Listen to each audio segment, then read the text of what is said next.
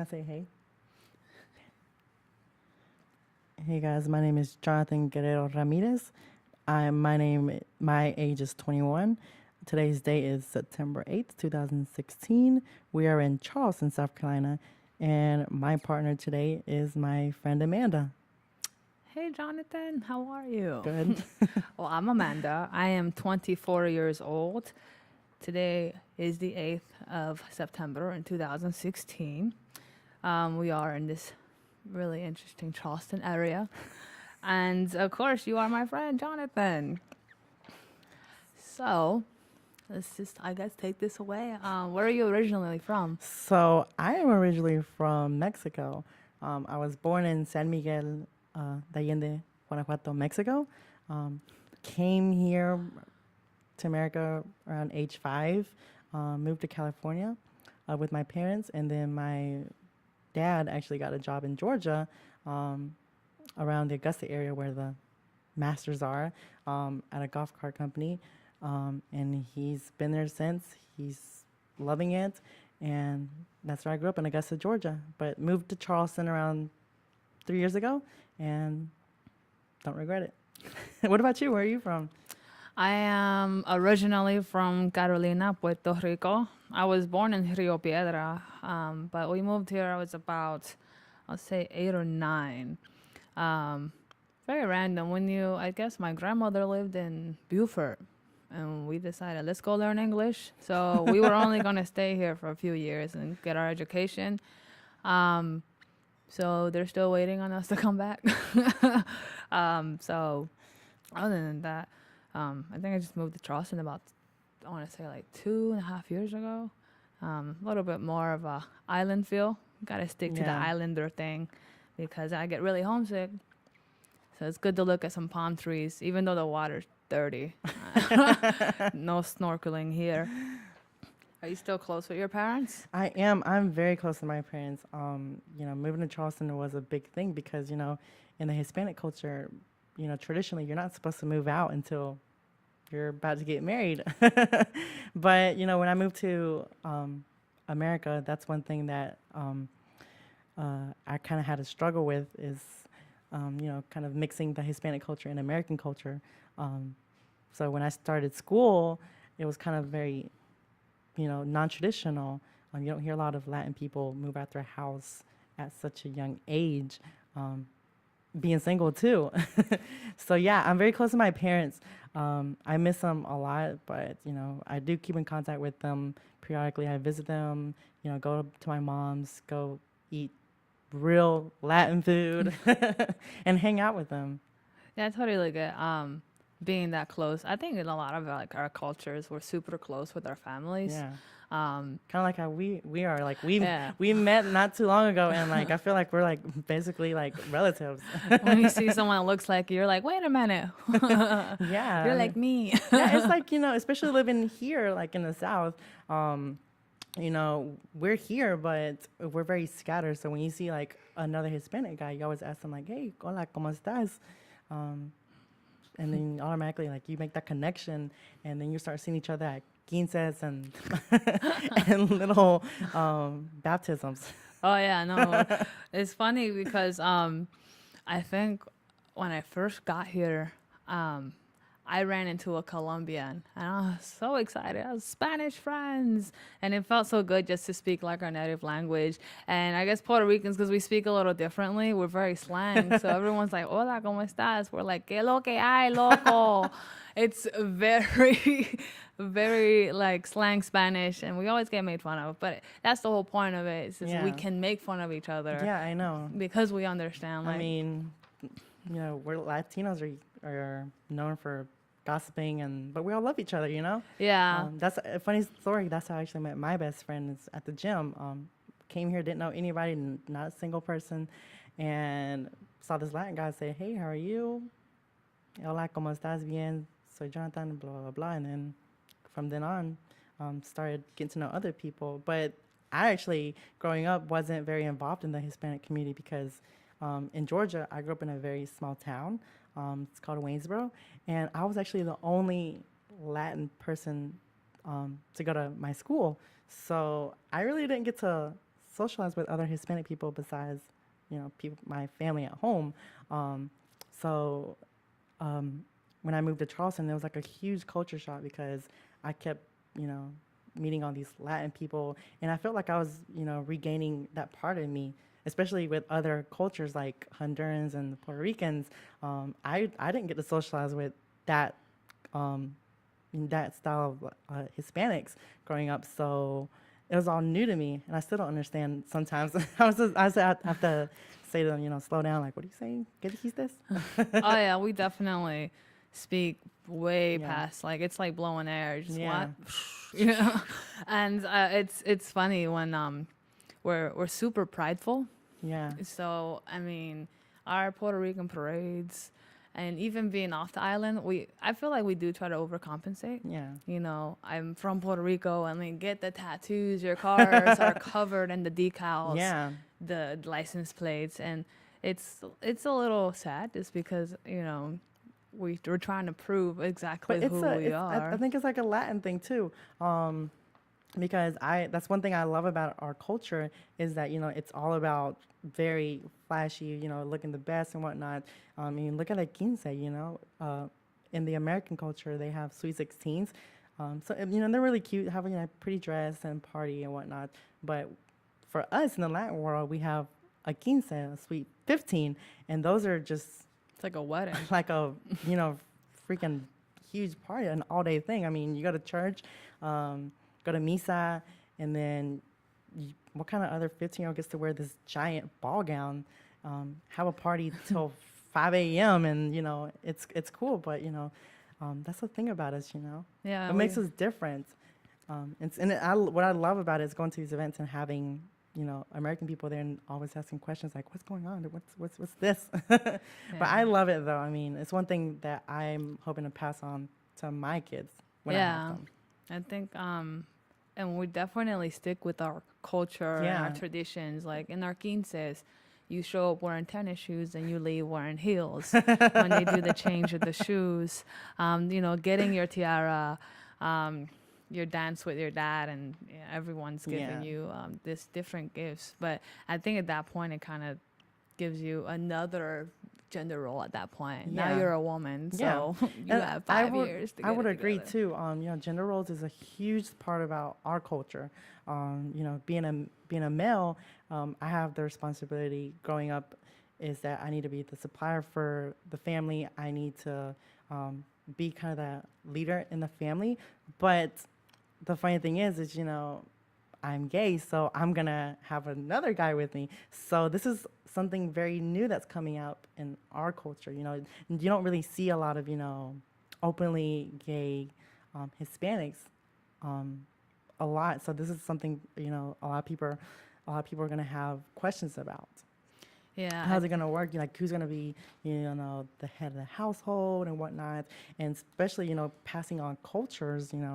How you're gonna have kids and whatnot. Are they gonna be Hispanic too? Are you gonna adopt? What if you adopt an Asian kid? Are you gonna teach them the Hispanic ways? Blah blah blah. It's there's no book about these things. It's taking it day by day.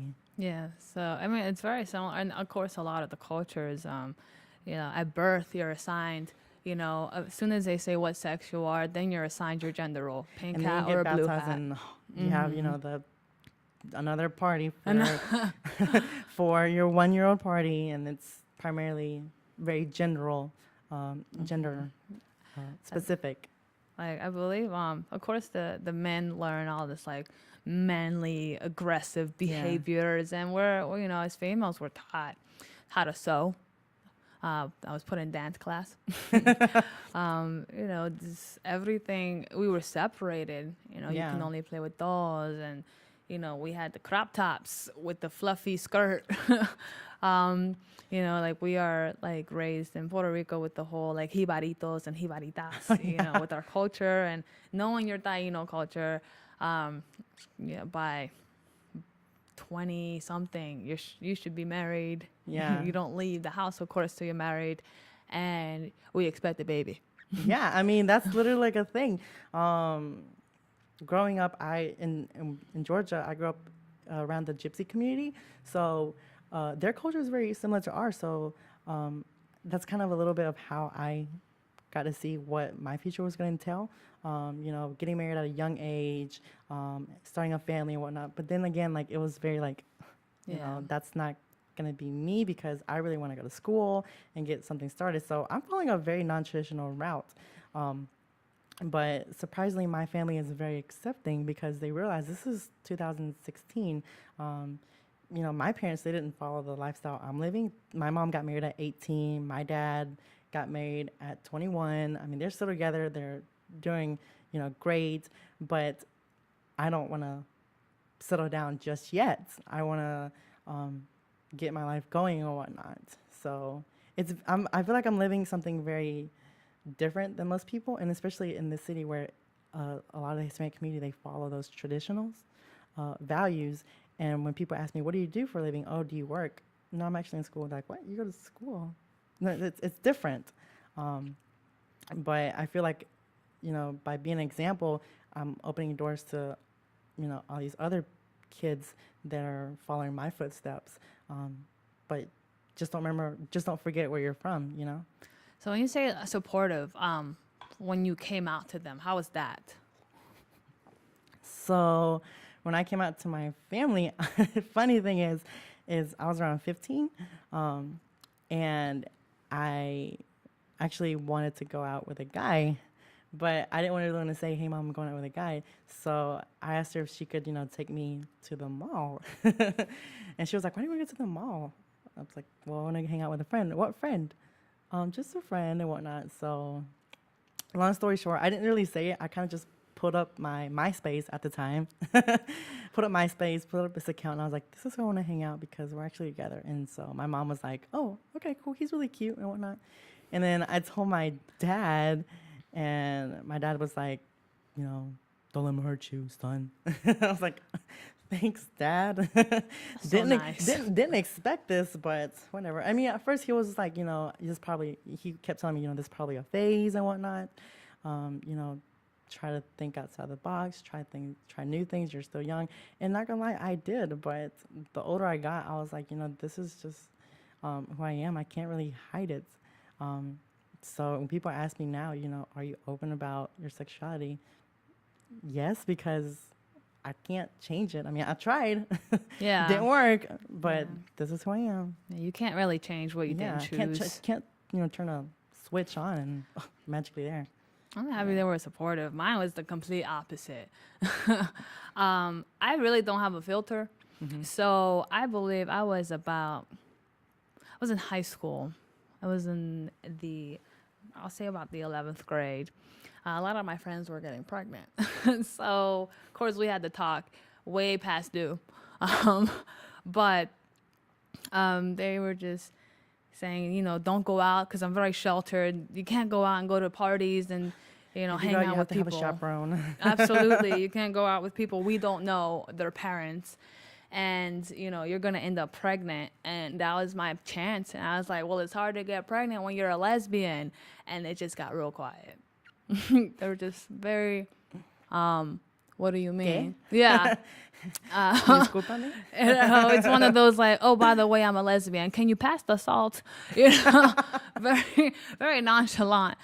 But their reaction, you know, I felt like I had to continue coming out to them because they were like, that's not true. Yeah, right. You know, you're just saying that to hurt us. So in college is when they realized, because I kept pushing the issue. And finally, again, I was like, I am a lesbian.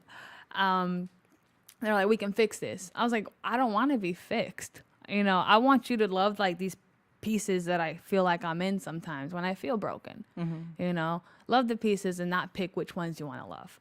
My dad was like, I feel like you tore my fantasy away from me. I was supposed to walk you down the aisle. You can't have that anymore. You're giving up things that you're making us give Mm-hmm. up. I had to go through conversion therapy where they take you to a church and the pastor is your counselor and they continuously just tell you you're going to hell. And I'm very, I like to deflect a lot. So I made up an excuse to say I had a drug problem, which I didn't. But then they were like, maybe the drugs is what's making you gay. I was like, whatever, as long as you stop attacking a part of me that's so big. And again, they just kept pushing and trying to change it. And it got to the point where they never actually met any of my girlfriends. They didn't want to know who they were, what I was doing. They just kind of pushed me away to the point in college where I really didn't speak to them. And it got to a very low point where I, at the time, did not know I was hypomanic bipolar.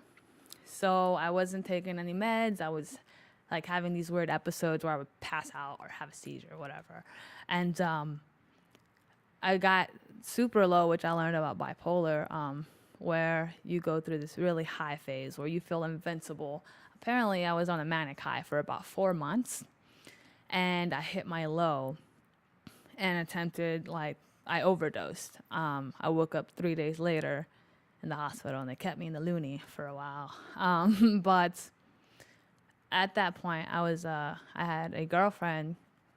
We had been together for about a year at that point, which they knew, but they didn't want to accept it. Yeah, so they they're don't like, face the reality. yeah. And then at that point, I think that's when it clicked to them that they had to join forces with my girlfriend at the time in order to help me get better.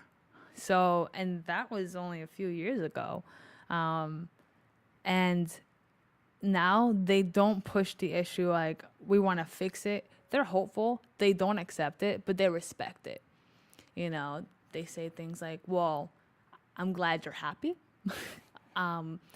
They finally started, like my current girlfriend, they call her by her actual name and not that woman or what's her face. Or, you know, their little side jokes. They used to call anyone that I was dating my cousin, tu prima, which that's a little bit insulting. That's not my cousin. That's weird. And, but even now, because I did go through this phase where I got super masculine, like the whole butch thing, like cut my hair into a mohawk. I went from Jenny from the block with the long hair and hoop earrings to like Pitbull, like, and it's just, and that's when they're like, we lost our little girl. They talked about me like I was dead, like, you know, she's gone. I was like, where did I go? I am right here. I'm not, you know, transgender. I'm very proud to be a woman. You know, It's just not, like I said, it's going back to that traditional value that we were raised in, you know. Like when you mentioned that your dad lost his fantasy walking down the aisle, you know, that's every father, not even in Hispanic culture, but their dream. But the reality is that can still happen. It might not be, you know, with a giant ball gown.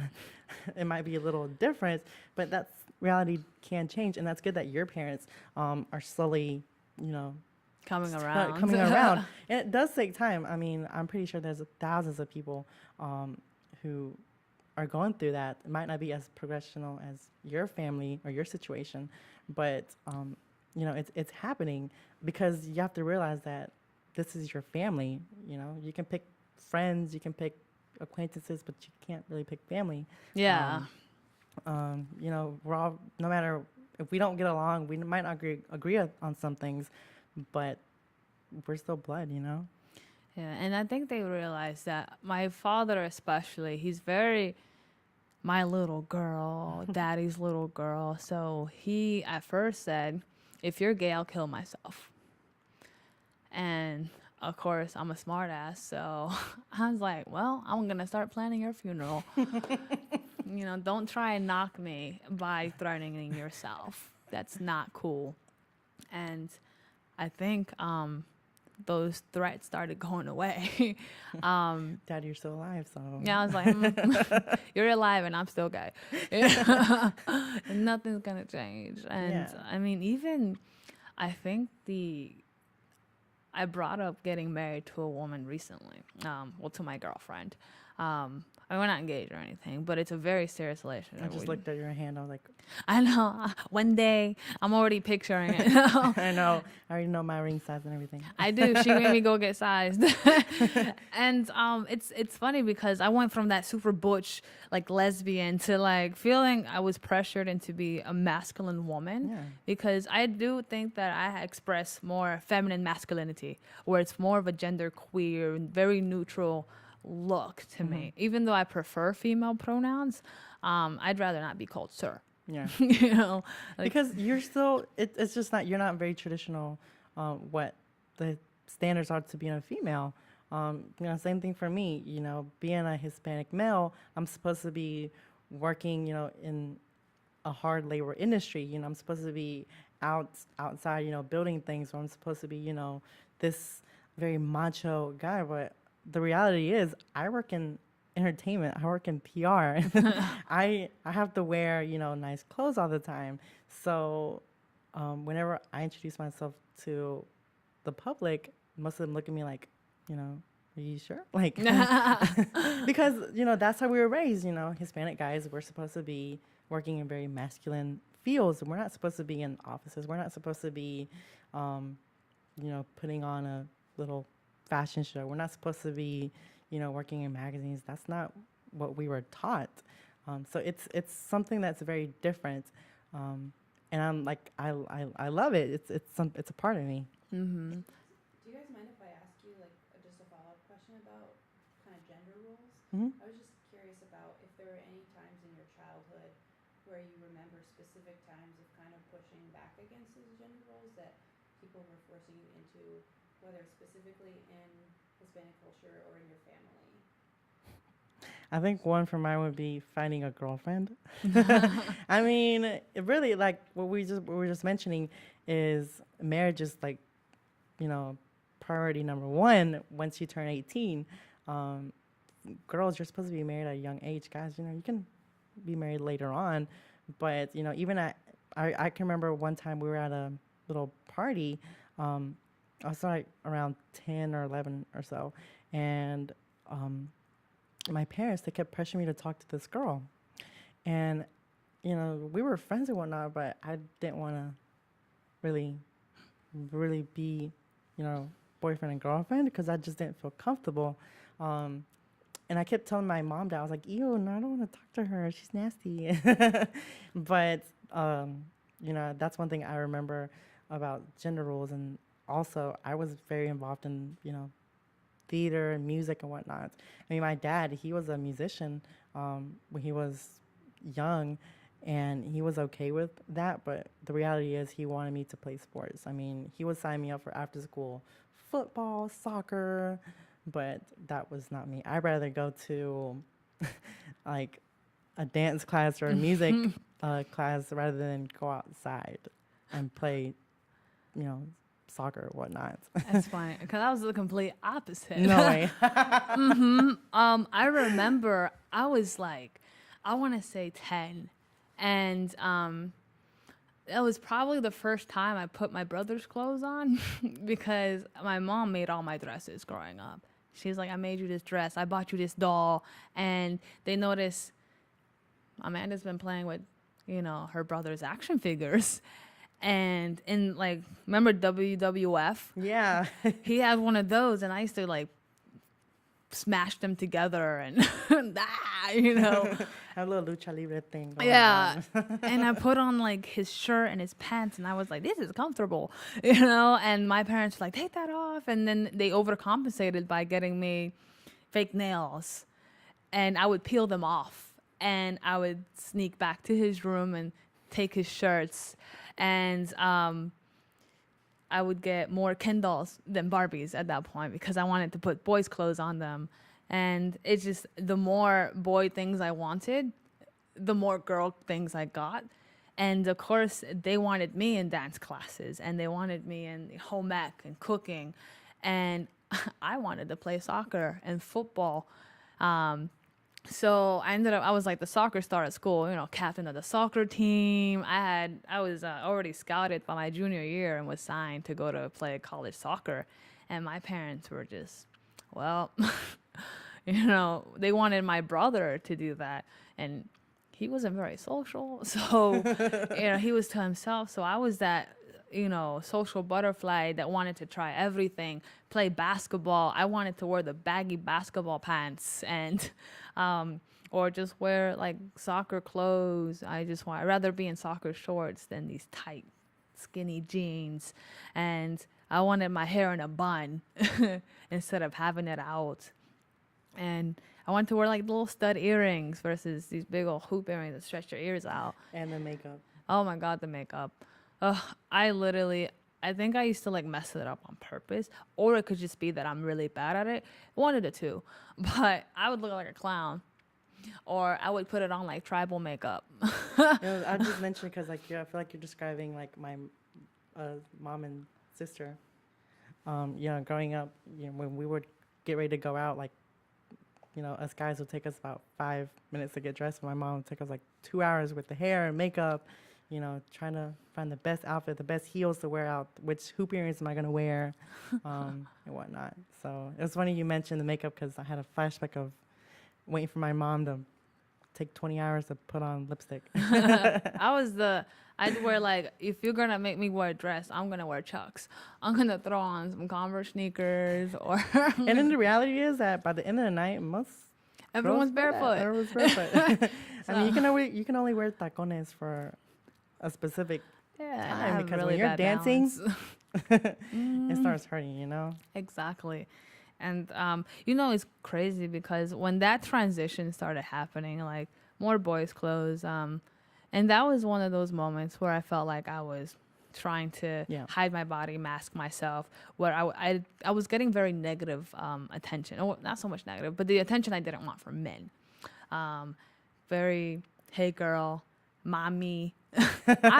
First of all, in like Latin culture, I am not your mommy. Mommy is more of like my friend, not your Latin lover. I'm not. It's so funny because when I first moved to Charleston, everybody would say like, "Oh, that papi." I'm like, that's not how it works. That's not how it works, okay?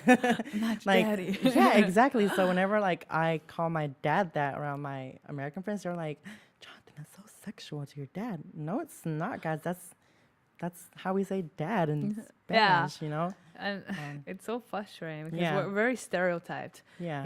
They expect, this, like, pretty much J-Lo's ruined it for all of us because they expect all of us to look just like her, and they're very surprised when they see the complete opposite. And yes, we are very, like, our culture, we have very beautiful women, and with the whole, all the female and gender roles and stuff, but when we got here, my parents literally told me America turned you gay. This would not have happened if we were still in Puerto Rico. You would have stayed straight. Is that how it works? I actually ask myself that all the time. Like, what would my life be if I never moved to Charleston? If I never moved to Georgia? If I was still in Mexico? Where would my life be? Cowboy boots. I know. And the funny thing is, in Guanajuato, we do have like the world's capital of cowboy boots.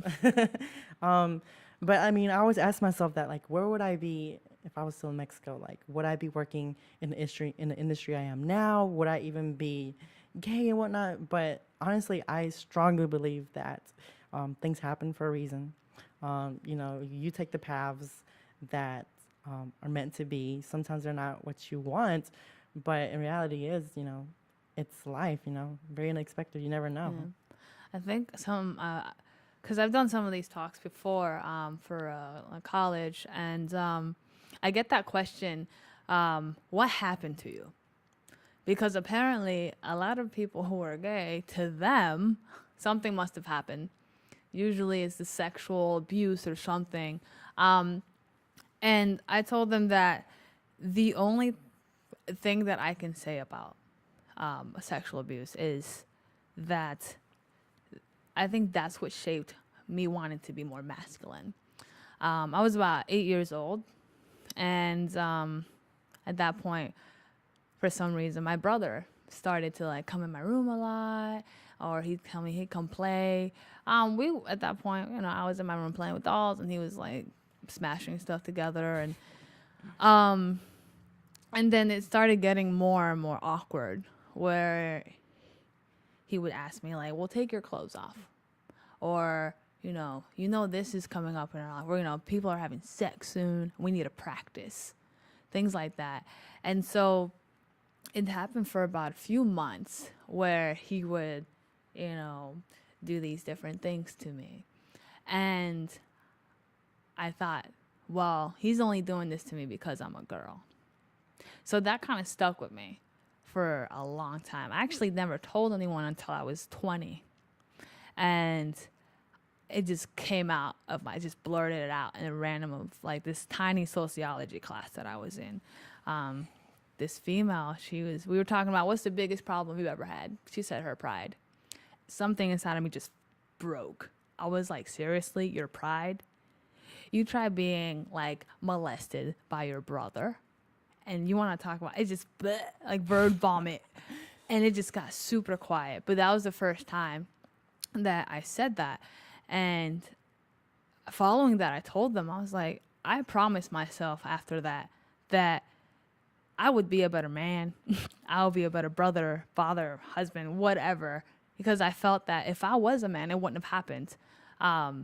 Even though I've never felt like I was a man, I felt that hiding in masculine clothing, cutting my hair was more of like a detractor, like an animal in the wild. So it would be like my poison cloak. And it wasn't fair because I'm super feminine, like on the inside and even like on the outside. Sometimes I wear some little tiny shorts, show my legs. It's like just wearing underwear, And it was painful. But the first time I said it, they were like, well, didn't that turn you gay? No. Only thing that did was validate the fact that I wanted to be stronger, that I wasn't going to let anything at that point make me ever feel like I was an object, a practice item, anything like that.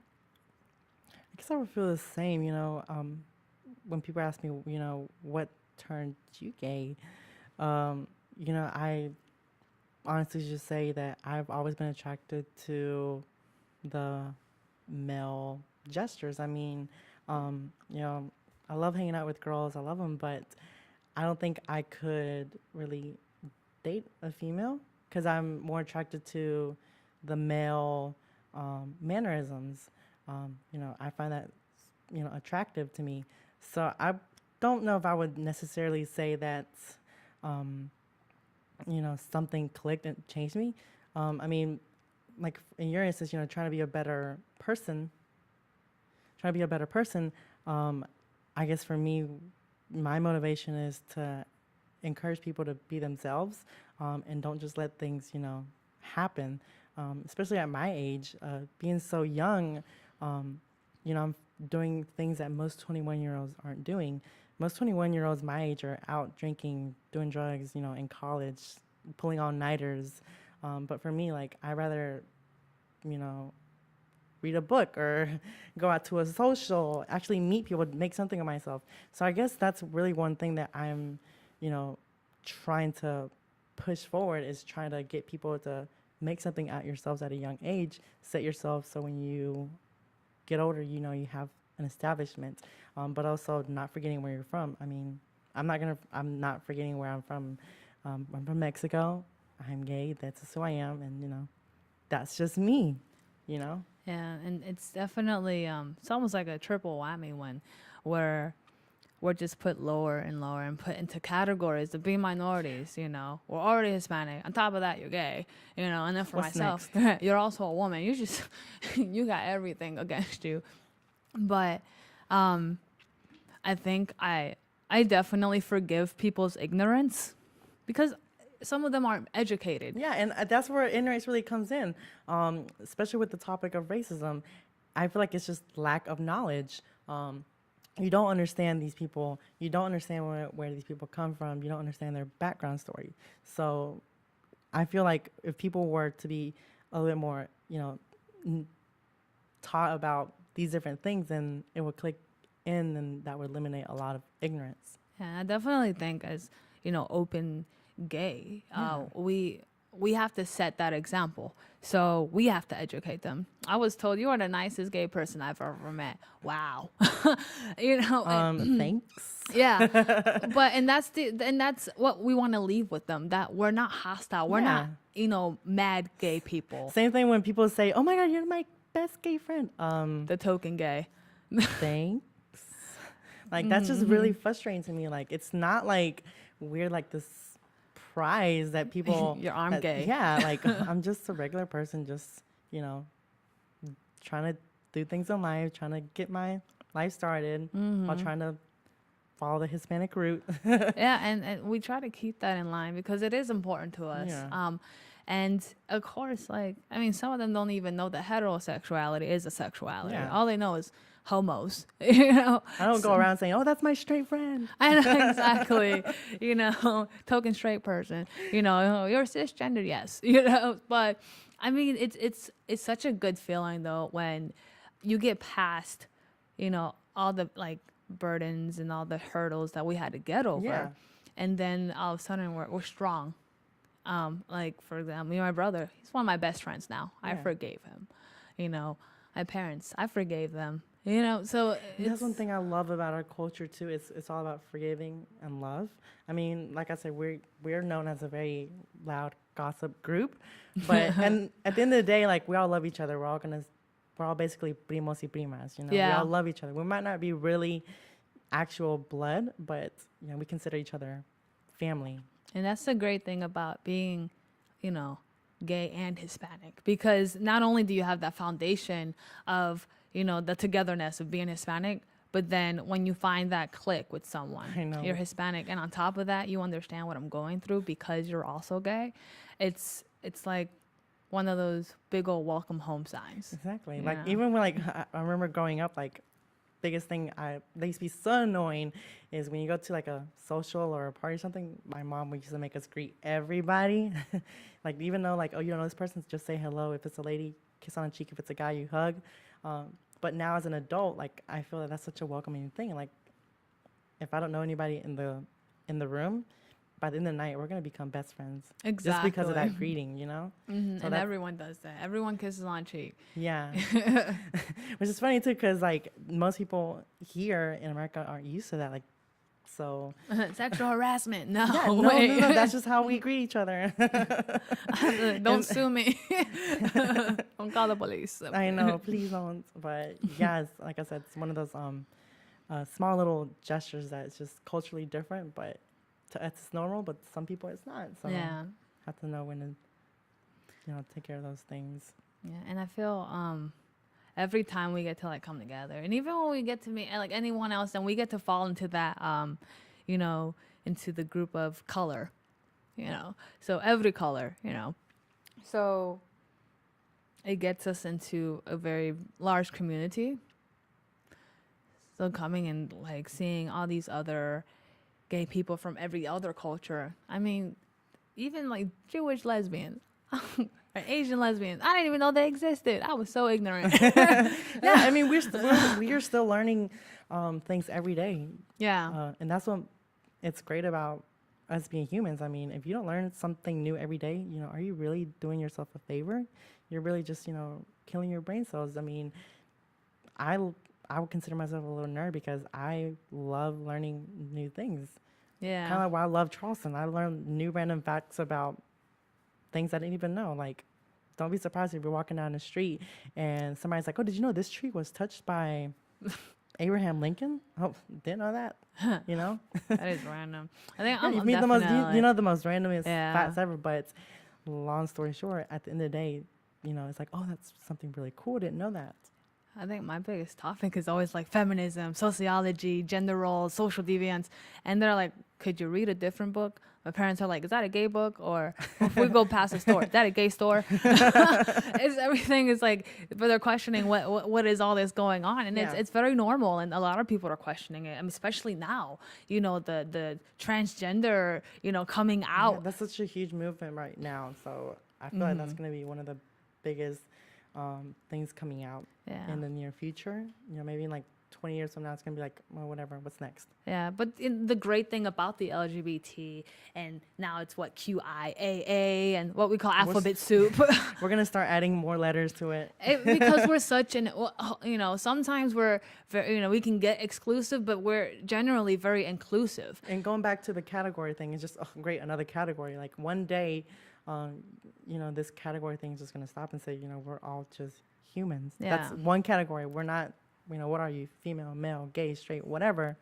It's just one. No, you're a person. Exactly. And when you go to like our pride parades, you see all types of stuff. We openly celebrate BDSM, so we celebrate all these different things and people. Even if you're asexual, we'll celebrate that too, because You're Catholic and gay? Welcome in. Exactly. Because we're always going to have that togetherness. Yeah. Of course, like trans issues, it's not something I've clearly experienced because I'm not trans, but it's something that. But you're learning about it. Absolutely. So therefore. If we got to learn, everyone else has to learn. We had to learn English, so. Oh, God. Learning English is another topic. I know. Day. We going like 5 words getting on the United States. I know, it's crazy. If I could just ask you to kind of wrap up with the final question, and if you want to talk about what are you proud of, I'd be curious to know the answer to that. I guess for me, what I'm proud of is what I've done so far in my life. At 21, I can proudly say I have overcome non-traditional values and became a proud gay Hispanic male in the holy city. I'm making something myself, so I feel like I'm very proud to say that I'm doing something for my community and helping others in the Hispanic community, gain that encouragement to be proud of themselves. Doesn't matter if you're gay, straight, whatever. You're proud of what you have done so far. I think the moment I became proud of myself was when I took down the decorations to my pity party. And but I'm proud of being a survivor. I'm proud of being a woman, being Puerto Rican, being open, and just being a strong member of our community, being involved and having goals. But I think the biggest thing overall is I'm proud to be myself. Yeah, it's all about self-love. If you don't love yourself, how are you going to expect others to really care about you? Absolutely. Because then it just becomes awkward in that aspect. Yeah. But I appreciate you talking with me today. Thank you so much. I love hanging out with you. Love getting to know more about you. Absolutely. And to think we met a month ago. I know, right? We're basically family now. Absolutely. All right, Jonathan. Thanks. All right, baby. I'll see you around.